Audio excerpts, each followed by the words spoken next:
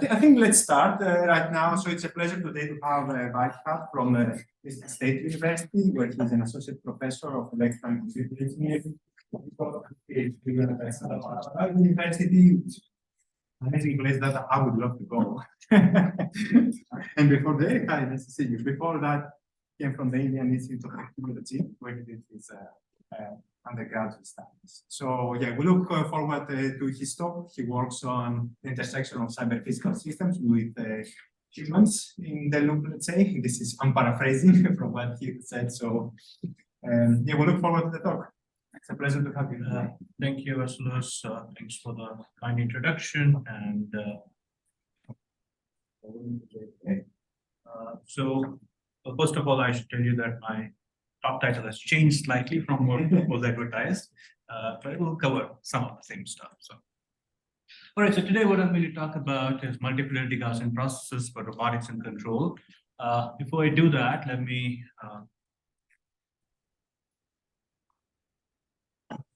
start by giving you a background of the kind of things that I do in my lab. So I'm mostly interested in decision making under uncertainty, and I apply those kind of problems to cyber-physical human systems. The kind of problems we look at is distributed decision making. So I've been working on distributed multi-arm bandits and those kind of problems. We look at bio-inspired behavior and try to design network dynamics that can replicate the behavior that we see in nature. We are focused on epidemic spread and thinking of epidemic spread, how it evolves in network when you have agents, humans, which have some sort of behavioral policy, right? So if you have a policy, when should you wear a mask or you should not wear a mask, what would be its influence on the epidemic spread? So we've been looking at those kind of problems. The other thing I do is human-in-the-loop systems, where we have looked at human supervisory control. Of late, we have been looking at physical human-robot interaction, thinking about rehabilitation kind of problem. And the other thing we are looking at is trust in human-robot interaction, and mostly trust in the context when you are a single robot dealing with a team of humans, right? So what is the notion of collective trust that we can think of? Then I also work, as Vasilis said, on modeling human decision-making. So we have built models of human decision-making in different tasks, working with my colleagues in psychology and neuroscience. We have built models of human motor learning, and of late we've been looking to cognitive tutoring problem. So today, of course, I'm not going to talk about all of that. So today, my focus is much narrow. And what I want to today talk about is how we use multi-fidelity data that might exist in a problem by natural consequences, or it may happen by design. And how do I leverage that? And how do I incorporate that towards better design of cyber-physical human systems? And today I'm going to focus on three specific problems, which are prototypical problems for the cyber-physical human systems. The first one here is underwater search. And what I'll talk about here is if you have a single underwater vehicle, it can be a vehicle for that matter, and suppose it is tasked with searching for unknown number of objects at the floor of the ocean or a lake. How do I leverage the fact that at different depths, I have different field of view, right? So typically when people do search, they will say, okay, there is a flat surface, I'm going to go and search for that, right? How do I incorporate the fact that when I see from really top, I can see really wide field of view, but my fidelity of observation is really low, right? But as I go down, I have better observations, but my view is very focused. It is narrow field of view, right? And can be leveraged in our design to really expedite the search, right? So that is the first problem I'll talk about. The second problem I'll take is extending this from underwater search to multiple vehicles from single vehicle. And I'll talk about a very classical problem in control theory, which is called coverage control. And here the idea would be that you want to deploy multiple robots to cover some sort of sensory demand. And what I'm interested in is designing algorithms that have not just the asymptotic properties, what can I say about the finite time performance of these algorithms, right? So we'll try to characterize these finite time performance into a new notion of regret that we designed for coverage problem. And finally, I'll talk about how can I incorporate multiple inputs, right? So if I have to do coverage, I may have to learn certain demand functions. Let's say it's an algae in a lake.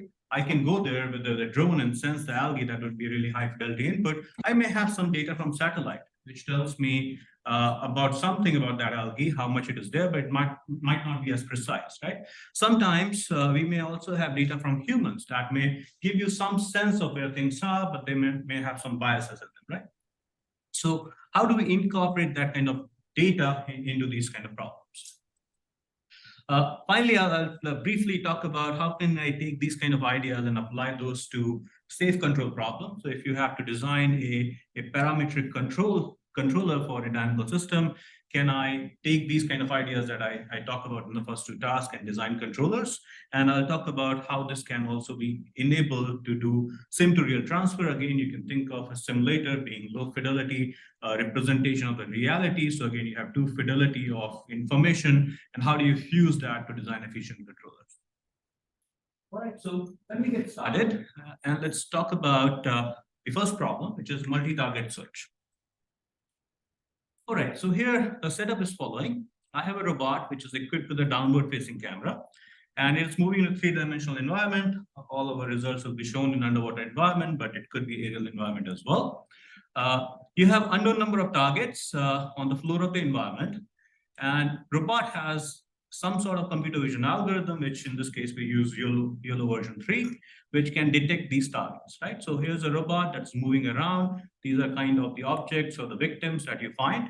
And the algorithm is not perfect. So if it sees a victim, it may identify it with some probability. It may not identify it with certain probability.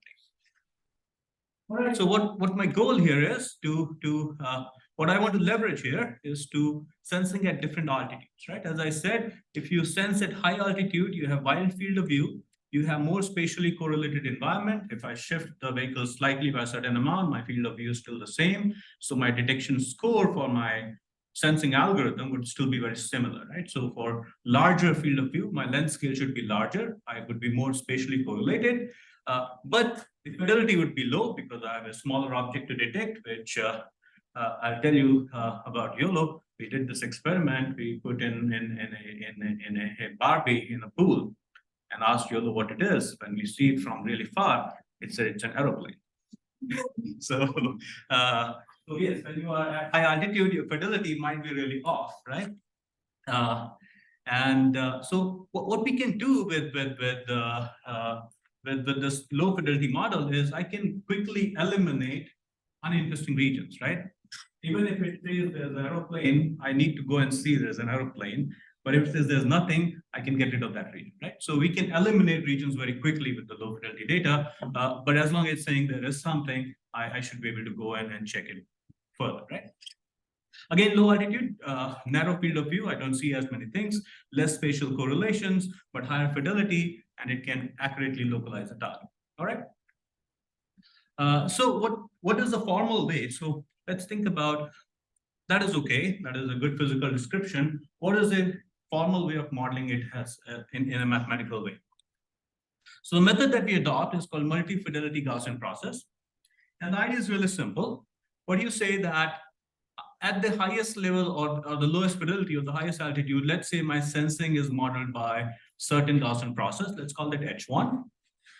And as I go down, what I do, I have an autoregressive model. I have some sort of a scaling of the function at the lower fidelity, and then I perturb that by another Gaussian process, which is H2, right? And if I keep on doing that, that is M fidelity level. We're going to assume M is the highest fidelity where you can have the best performance possible. All right, so these are perturbations of Gaussian process. So the hyperparameters will be the hyperparameters of these perturbations as well as these scaling terms. Sometimes we discard this scaling term, treat them as one, and that is what I'm going to do later as well. So now what you should ask, why this kind of model? So other thing you should keep in mind is one of these inputs can be human input, right? Human can tell you these are the places where you can find victims, and that could be one of the GPs, right? All right. Now the question you can ask is, okay, why you are building such a complex model? Why don't we just treat a bigger Gaussian process, right, which has X, Y, and Z, 3 variables in it, and I can give you sensing performance at a 3-dimensional location, right? The problem with Gaussian process is that as you scale, the computation is cubic, which is not really very nice. If you encode this autoregressive structure, your complexity is going to scale linearly in the fidelity level, right? So your complexity is not going cubic in the depth. So that saves you a lot of computation. All right. So this multi-fidelity Gaussian process, they were kind of quite old now. So they were introduced by Kennedy and Hogan. And the other paper I have referenced here is basically some of our work where we basically talked about modeling human input. And what we have realized that once humans provide input about something which is spatial, they have a very good understanding of spatial structure, right? So if you take human data and fit it, what you'll realize that we have very good sense of structure, which would be potentially captured in the length scales of the environment. But we are very biased. Our means are really off. So that is, and this very nicely captures that. You have a fidelity where you have very good length scales, but means might be really off, and that is what this perturbation can capture, right? So even if you have this biased data coming in from human, this model can very nicely capture that.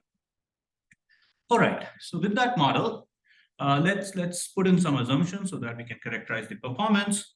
I'm going to assume that if there is no target present, and at the highest fidelity level, my sensing output is below certain threshold by factor delta. And if the target is present, then you're above certain threshold by a factor delta, where delta is kind of a detection difficulty, right? So smaller the delta, you find it more difficult to detect the target. Larger the delta, there's more clear distinction between presence and non-presence, and you can characterize that.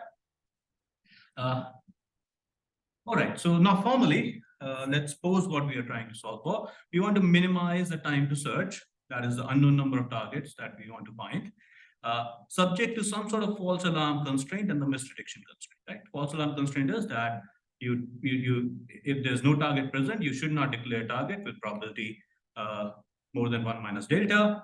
Similarly for misdetection, okay? All right, so here's the algorithm that we propose. So it has a epoch-based structure. So we kind of evolve this in multiple epochs. In the first epoch, what we do, we have a sampling and fidelity planner and a path planner. So what sampling and fidelity planner does is very simple. The goal of the sampling planner is to reduce the uncertainty of the environment by a certain factor, right? And we are going to decrease that geometrically in our algorithm, right? So how do I do that? I mean, Gaussian processes, there's nice literature out there which says they are nice submart to the properties, right? So if I do greedy sampling, I am doing close to optimal, so I can greedily pick the points which have the highest uncertainty and keep on doing that and decrease the threshold by a desired amount. The other thing that we have to care about is not just the location, but at what fidelity should I capture that measurement, right? Now, let's go back and think about something in the model. When I take a measurement at the fidelity level 1, I have no information about H2, H3, HM, right? So whatever measurement I collect at H1, when I care about HM, I cannot reduce uncertainty that is introduced by H2, H3 till HM, right? So I'm going to call that inaccessible uncertainty. And that is, I'm going to call ZM as an uncertainty that is completely inaccessible, okay? So when I start at the lowest fidelity and I keep on increasing my fidelity level, and I look at whatever is the maximum uncertainty at a given fidelity level, and I subtract what I cannot reduce it by. And then I compare it with the uncertainty at the next fidelity level. And if this condition is satisfied, then I switch my fidelity level, right? So that might look a little strange why we are doing that way.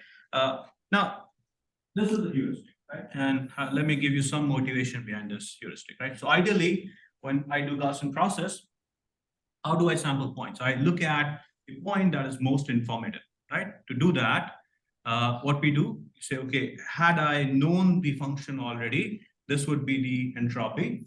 And if I don't know the function, this will be entropy. I look at the difference, and that is the most informative point, right?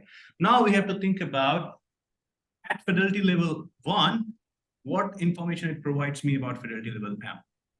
And had I known the information at fidelity level M, what information it provides, right? And you look at the difference between those two. Now that requires more nasty calculations because you have to invert certain matrices and all those things. So this is an approximation to that information. So we are still switching fidelity based on information, but this is an approximation to that gain in information that I will have. So with that policy, and then the nice thing about GPs is that the covariance calculations are deterministic. They only depend on where you sample. They don't depend on the measurement that you get. So that means I can a priori compute where all I'm going to sample. So with that, I can compute traveling salesperson tours and travel all those points. Okay, so that's this piece here, sampling and path planning. Okay. The next piece of the algorithm is inference and region elimination. So to do that, what we do, we create a confidence set for FN. So we look at a lower confidence bound, which is mean minus some factor multiplied by the variance, and similarly an upper confidence bound. These are 1 minus 2 epsilon confidence sets. And what I do at each time, I look at if the upper confidence bound is below certain threshold, I call the region empty. If the target is, if it is above certain threshold, I call it there's a target, otherwise I classify it uncertain. So you can see here, after one epoch, I have many regions which are classified empty. I've eliminated them very quickly. There's uncertainty in this region. I suddenly have a target in this region, and these regions are still uncertain, right? The other thing you can see here, that this epsilon variable that I have here, I'm also decreasing that exponentially, right? So at each time when I make a decision in epoch J, I'm making the decision with probability delta over 2J. And if you add up this geometric series, you'll end up delta as the error probability, which is what I want. So that is classification and region elimination. With that, what we can do, so you can see here, you're sampling these measurements, you're reducing the uncertainty. There are the picture that you see here. Green dots are measurements at low fidelity. We only have 2 fidelities here. Red dots are measurements at high fidelity. And with that process, you reduce your uncertainty. This is the next epoch. And in this case, you can see there was a big green here, which has been reduced to really small set. And you have classified that there are two targets in this region, if you look carefully. This is the final result that one gets. And let's see how the algorithm works. So you have this robot that is moving around. We are collecting measurements at the bottom. This is the detection results that you get from YOLO. So after each epoch, you'll see this time we calculated a TSP tour. We are traveling in the TSP tour. First 2 ends, we update the result. So this is the result after the first epoch. We keep on collecting measurements. This is a new set of TSP tours that I calculated. Now I'm also switching fidelity. So from green, I switch to red. So switching fidelity, I go closer to the ocean surface, and eventually you can see the process repeats until you have desired accuracy.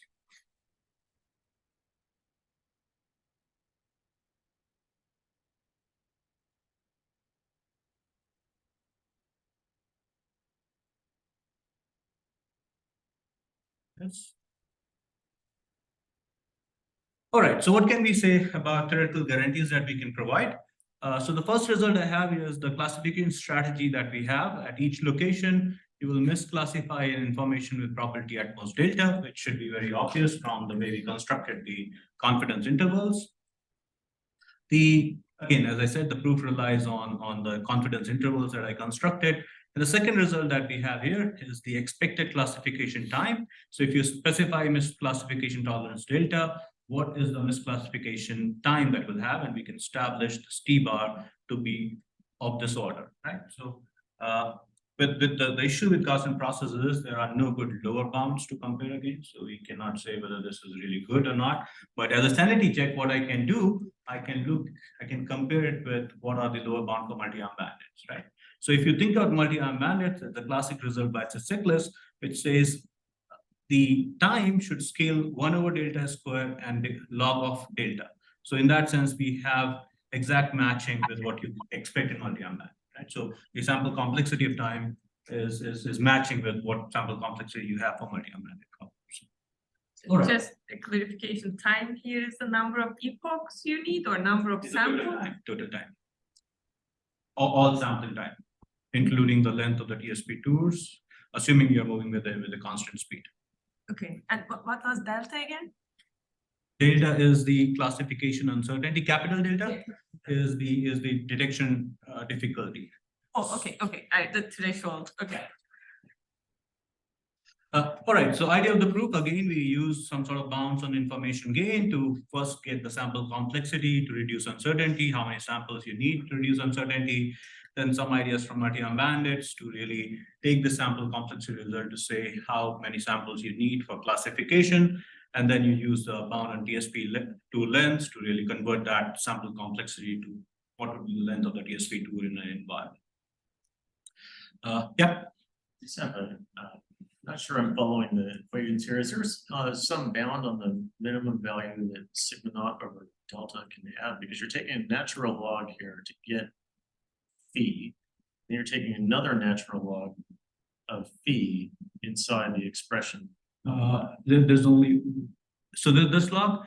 So there's that log, and but then that log, there's a log of a log going on there. So log of log is really small, so we usually don't care about that, right? Okay, all right. So there's So some what I really care about is this term phi here, which I really care about. This is the term that contributes the most. So sigma naught square over delta square is really, in computer science, sometimes I'll write it simply as O tilde of sigma square over delta square multiplied by log, right? So basically you ignore those terms there, anything that is sublogarithmic. So yeah, those terms are there, but they will be really small. Was that your question? Well, I suppose. I mean, it just I'll follow up afterwards. Okay, sure. All right. So now we have some extensions. So far I assume perfect localization. There is no issues. If you're in aerial domain, perhaps that's not a problem at all. But if you think of underwater, when you sample, you are going to surface up here. You will have a GPS communication, and then you go down. You are all open loop. You're doing that directing to localization. Your uncertainty is growing up, and then if you are trying to construct the heat map of the environment. Can I use this multi-fidelity model to capture that I have these measurements which have a lot of uncertainty in them, localization uncertainty? So the idea was really simple. What we can do, we can take the localization error covariance of the EKF that we are implementing and then cluster those into different categories. And each of those categories would correspond to different fidelity levels, right? So you're saying, here is a measurement with a lot of uncertainty. This is a measurement with low uncertainty. In this one, we are making assumption that the sensing quality is the same, but you can just have more fidelity levels and it will be fine. So without going into too much details, this is the work that we did up here ACC this year. So if you have a perfect measurement without any localization uncertainty, this is the kind of reconstruction you get. If you discard localization error, you will get a lot of blurring because you have measurements which you don't know where are they from. There's some sort of location you don't know perfectly. You might be in the neighborhood, but you're thinking it is that location. So the hotspots get kind of blurred. With multi-fidelity model, you are to an extent able to kind of resolve that issue, not perfectly because still there is some uncertainty that is there, right? So you cannot recover the perfect input case, but you can certainly improve on what you can do with the case when you discard localization error.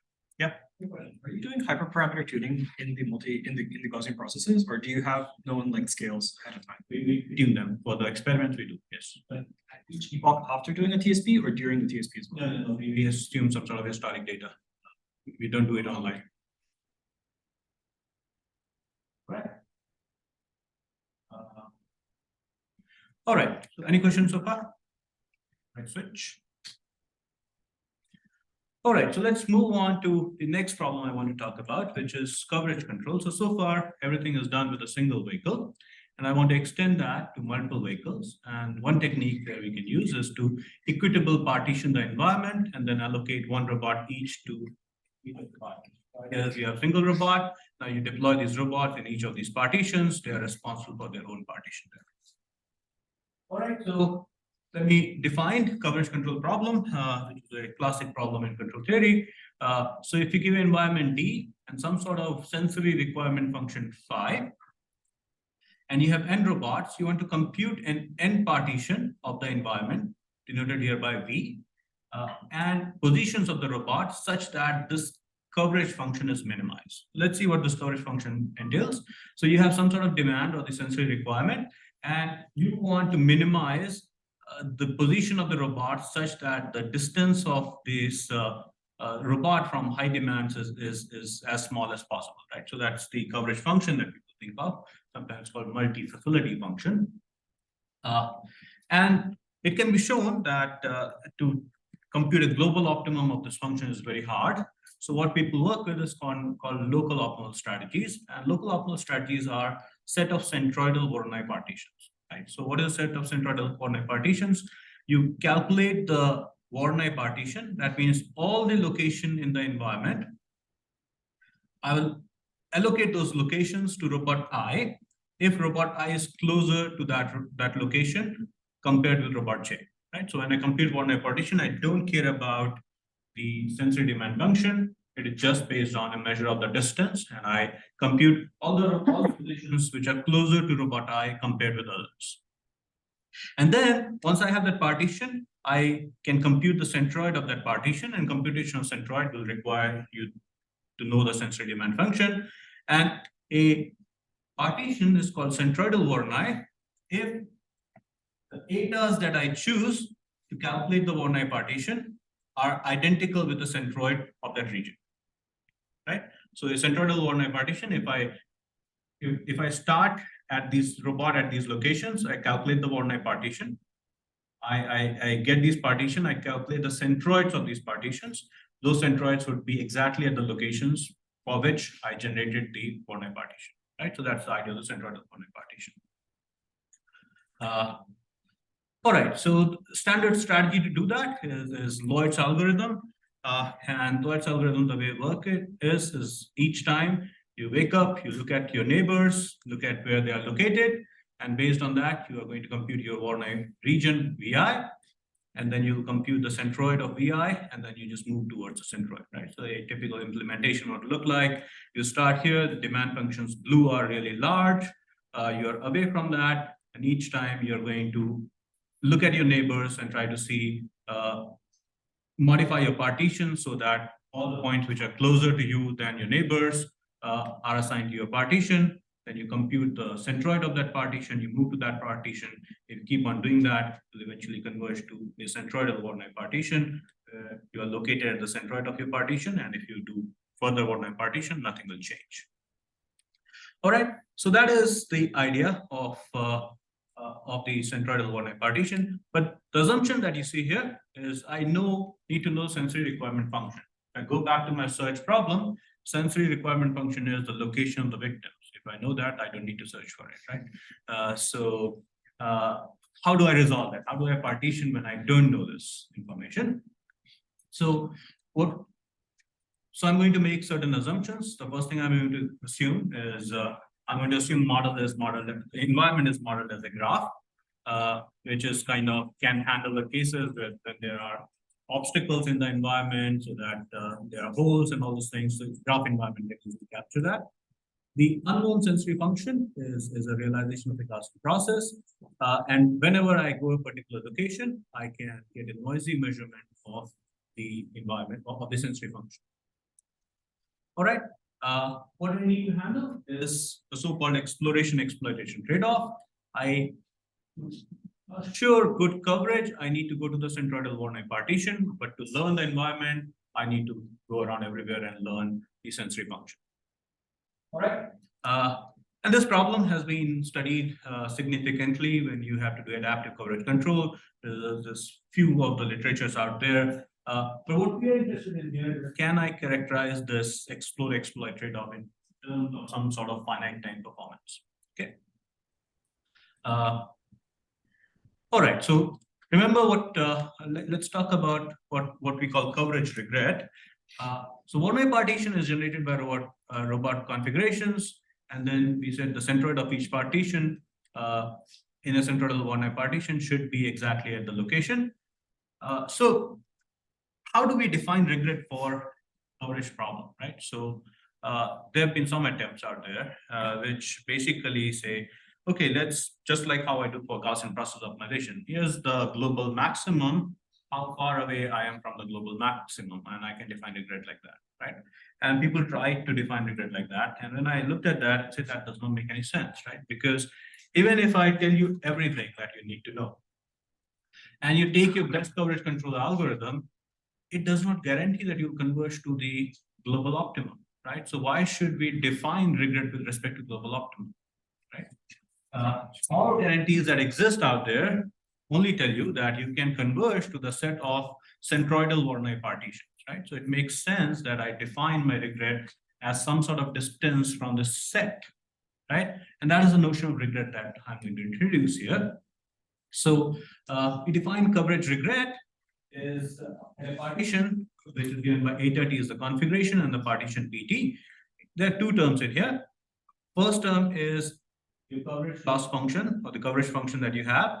And had I been at the centroids associated with the current partition, right? So this term is telling you the loss that you incur because your centroids are not exactly at the centroids. Your robots are not really at the centroids of the current partition, right? And the second term that you have here is you look at what are the partitions associated with current configurations, and the fact that your current partition is not same as the Voronoi partition, this is the loss that you incur because of that, right? If I add these two terms, that is how I define my coverage regret, right? Is this a reasonable thing? It is, because if I have any centroidal Voronoi partition, this regret is 0, right? So if I am in the set of centroidal Voronoi partitions, this regret is 0, so everything is well defined, and it is positive outside.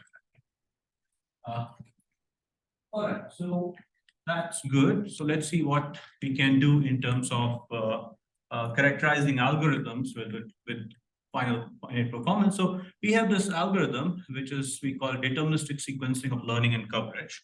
And the idea here is that you have epochs, and in each epoch you have an exploration phase, you have a information assimilation phase, and a coverage phase, right?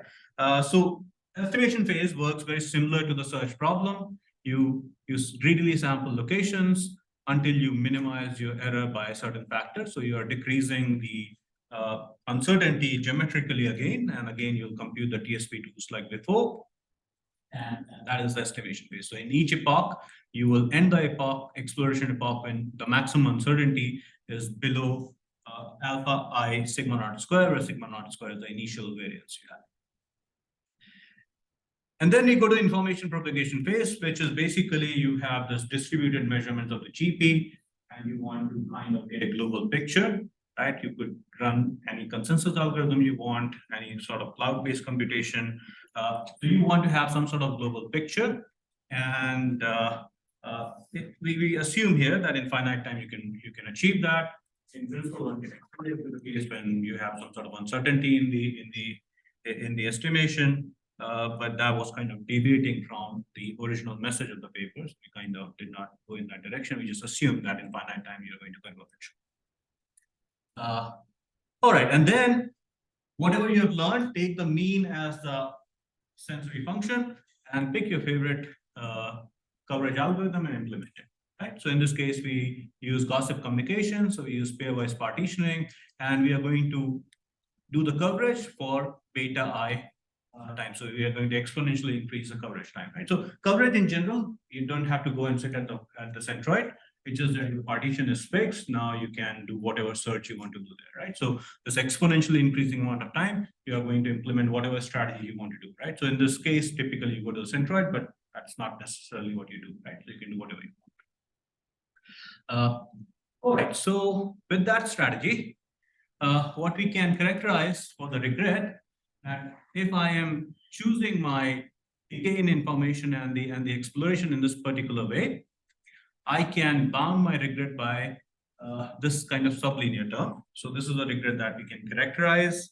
Not super happy with this result because my hunch says that I should be able to get that to square root t. So far we have not been successful, but this is a result that we have, which is t to the power 2/3, still sublinear, but I see there's a scope of improvement there. All right, so how do we establish these results? So again, we use the same kind of information gain bounds to determine the sample complexity. And then since we assume bounded time for convergence of the distributed inference, that time is bounded.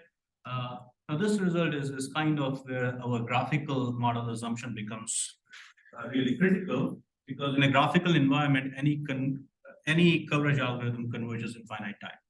So that time is bounded, but that is not very critical. Suppose I have exponential convergence of the coverage algorithm.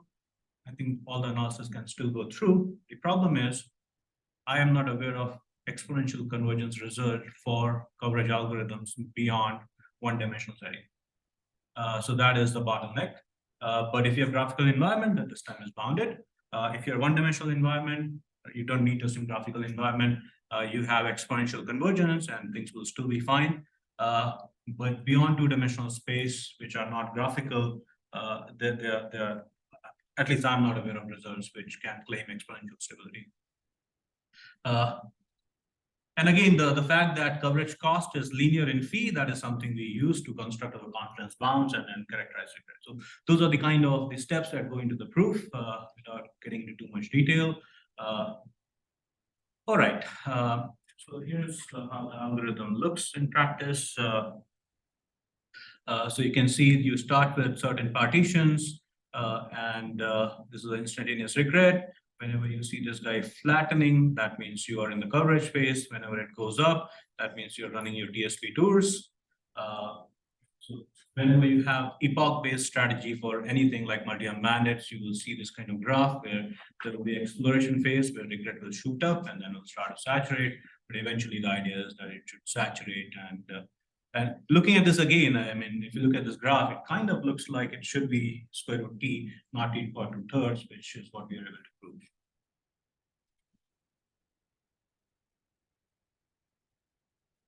All right. A quick question. What's the lines in the first graph? Yeah. These lines, these are showing gossip communication for coverage.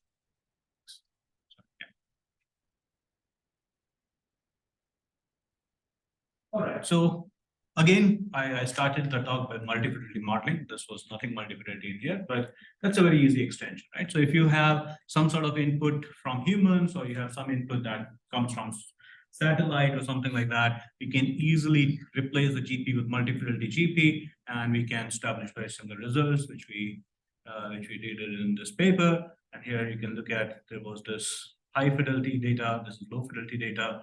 Your satellite might not be able to localize your source in the exact location. So it kind of gives you that, okay, you might lie in this region somewhere. So your best approximation is to assume that it is at the center of that region, but you have a high fidelity model, which kind of gives you more accurate information. So you can see when you start to incorporate high fidelity data, your regret kind of reduces significantly when you compare it with just a single source. All right. So with that, let me switch to the last part, which I'm going to cover really quickly. How am I doing on time? Another 15 minutes. Okay. So I briefly want to talk about some of the recent works that we have been doing on taking these ideas to design safe controllers, right? So the idea here is that you have a black box simulator, or maybe just a physical system. You don't have any idea about its dynamics. Let's assume that your dynamics behaves in this form, ZL plus 1 equals to FZL-UL. And what I'm interested in is, can I design a parametric controller of this particular form, which is ZL comma P, where P is some sort of parameters. Just think about this as a linear systems with unknown dynamics, right? And your parameter might be the control gains you have. So you're looking for LQR kind of design. There's some cost function. And so what I want to do, I want to learn this controller. But what I want to ensure that while I'm learning, I do not violate this constraint, right? Let's think about what this constraint might look like, right? So if I have a system, I want to design controller, I can take all these controllers, look at their performance, but I don't want to choose an unstable controller, right? Because that's going to blow up the things, right? So if I think about the cost function, the cost would be really high if my controller is unstable. So I don't want to try a certain controller which will take my costs really high. So I want to do this exploration. I can try all these different controllers, and I want to leverage the fact that the controllers which are really close in space, they have similar performance, but I don't want to choose controllers which are unstable, right? So can I use some sort of Gaussian process-based ideas to do that? And we did that in this paper. So again, a lot of people have worked on it, which will data-driven design of linear controllers and even in nonlinear settings. Here are some of the examples here. But here what we are going to do, we are going to take this cost J as a realization of a GP, and the space of that GP would be the parameter space. That is, I'm defining that GP over K, that is the control gains. And then I'm going to study that as a safe Gaussian process optimization. So I'm not just interested in maximizing the Gaussian process, but I also want to ensure that while learning, this constraint is not violated. Okay. So we came up with this algorithm called safe slope, and without going into the details, I'll give you a high-level idea of what the algorithm does. It starts with the initial safe set, so you require some non-empty initial safe set. You need to know some controller that you know is not going to blow up the system, and from that you can estimate some sort of local Lipschitz constants to see if I kind of try this region. Will the cost function will blow up, right? So use that Lipschitz constant to grow that safe set. And you don't need to know the Lipschitz constant. The fact that Lipschitz constant come out of derivatives, right? And for GPs, derivative is a linear operator. So if you know the GP, I have a linear mapping. So I can really determine a GP associated with the Lipschitz constant, right? And use that to really create an upper bound and lower bound on the Lipschitz constant. And I use that here.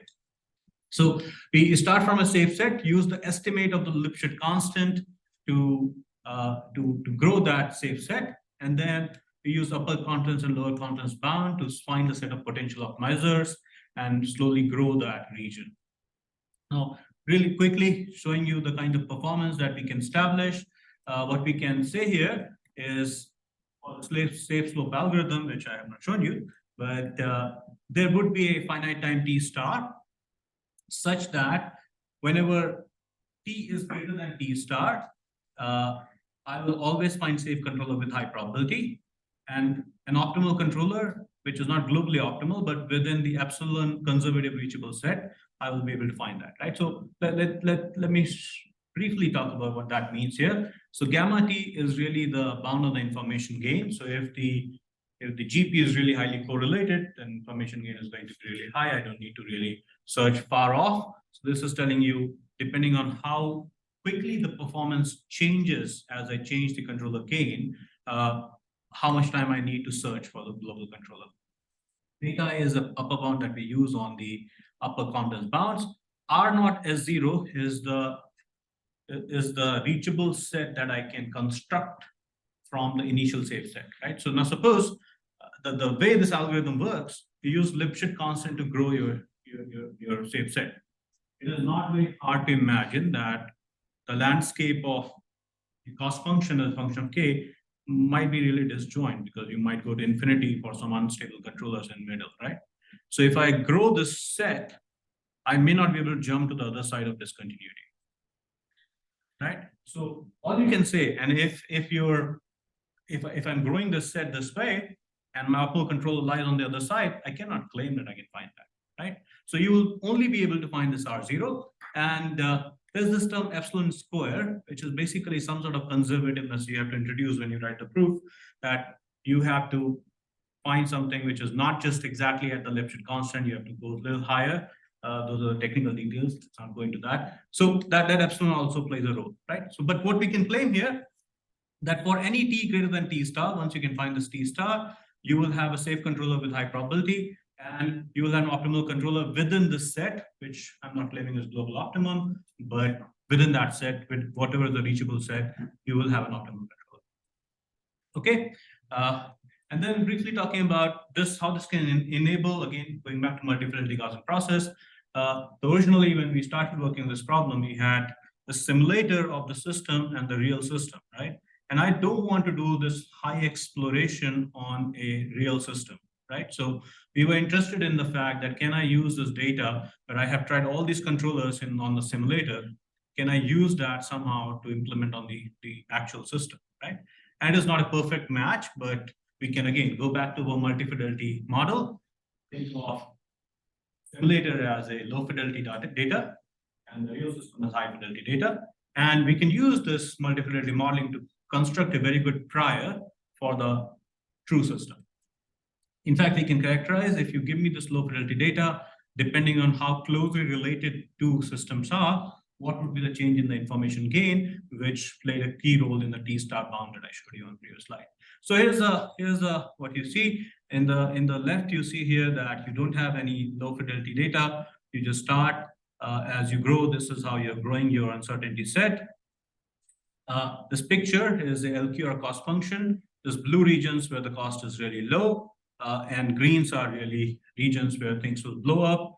We have drawn this figure in a logarithmic scale because LQ or cost really goes too high very quickly. So the values are in logarithmic scale. So this is region that you see here. This is a safe region. That's where I want to sample. So in the low fidelity data, you have pretty much start from scratch. You have to do a lot of exploration, and finally you'll get all the points here. You'll find the best point. When you provide me low fidelity data, you already start with a very good prior, right? And then you have to do much lesser exploration, and which is also very directed, less diffuse, and you can find the optimal controller here. This is what we can say about the regret guarantee and the violation probability. That means how many times you violated the constraint. As you can see here in the multi-fidelity case, we have cumulative regret, which is much smaller than the other case, and even the violations are much smaller than the other case. So that is the performance of our system for kind of sim to real transfer kind of applications. Okay. All right. With that, let me conclude. So what I talked about here is multi-fidelity Gaussian process-based approaches for 3 examples in CPHS. One was the search, coverage, and safe control design. Basically, which enabled us to use coverage versus fidelity trade-off, or to efficiently or systematically use the fact that I can sense at different altitudes to expedite my search. It can be used to incorporate imperfect human inputs or other sensory inputs like satellite data, and it can also enable sim to real transfer. We talked about 3 algorithms and associated performance guarantees. And we also talked about a new notion of coverage regret, which is really the regret with respect to the centroidal overlay partition. Some of the efforts that we are currently going through is thinking about heterogeneity in coverage control. There's a lot of people, a lot of work out there without learning, talk about heterogeneous robots and their sensing performance, even the demands being heterogeneous. So we have some work which is ongoing where we talk about this heterogeneity in coverage and what can be done. We have been looking into non-stationary environment where this GPs might be non-stationary. So you might have slowly drifting targets. It might be fish or something like that for which you don't know the dynamics, right? So how can we use these kind of ideas to efficiently design search strategies which would be targeted toward tracking? And then the few things that we are doing, which is still in pipeline, which is using this multi-fidelity Gaussian process for communication efficient distributed estimation and for human-robot interaction. So think about if you are doing inference, sometimes your communication bandwidth can be really bottleneck and you have to transmit really high amount of data. So can I think about that? I send you a compressed data and think of that as a low fidelity model and use that for communication, and how do I incorporate that in distributed estimation algorithms to do things efficiently? All right, so let me acknowledge the people. Most of the work that I talked about on coverage and search was done by my PhD student, former PhD student, Lai Wei, who's sitting right here. He's a postdoc here now. And a former undergrad, Andrew McDonald, in collaboration with Shabo Tan. The work with localization uncertainty, led by Dimitris Coleman in collaboration with Shaunak and Shabo. And the safe controller work is led by Ethan Lau in collaboration with Shaunak. And funding agencies, this work was supported by National Science Foundation, Office of Naval Research, and ARO. With that, thank you very much. I'm happy to take any questions.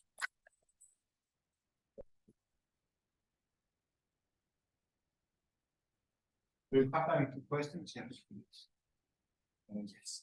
So when you were talking about bounding your top function, it looked like a lot of the results following that were from local properties. Did I?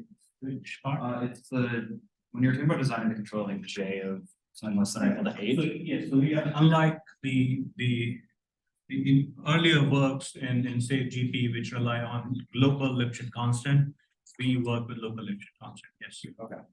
Yes.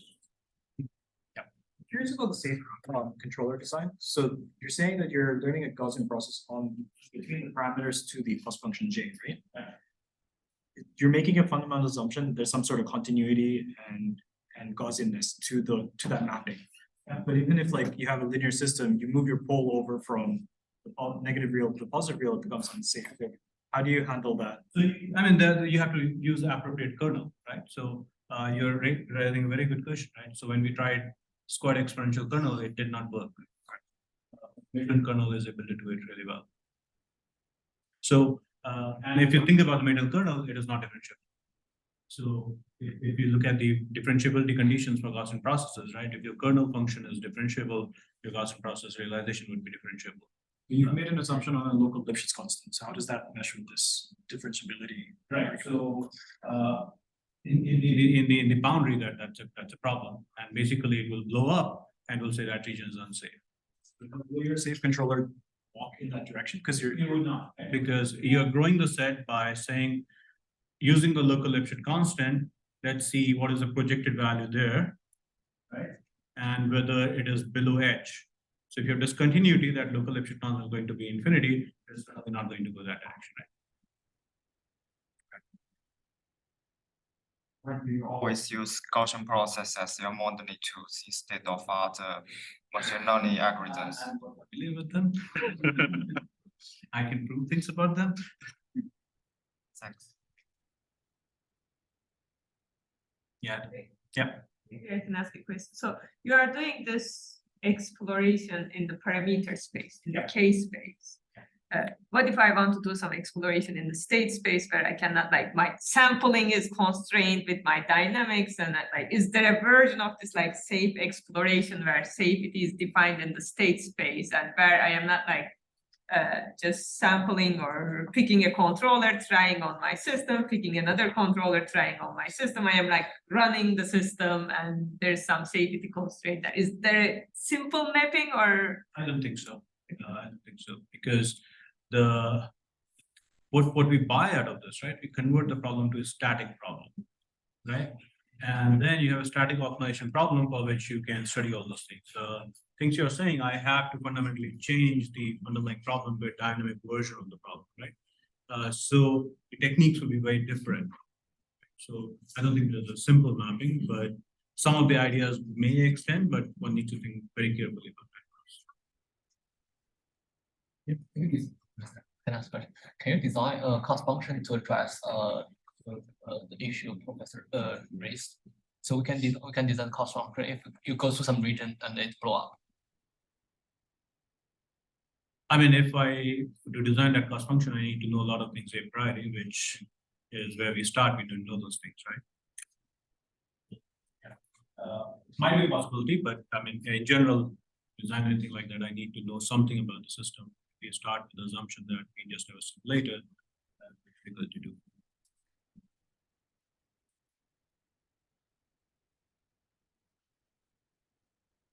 Yeah.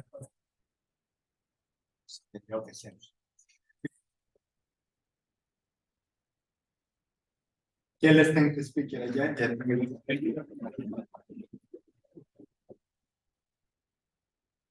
Stop sharing.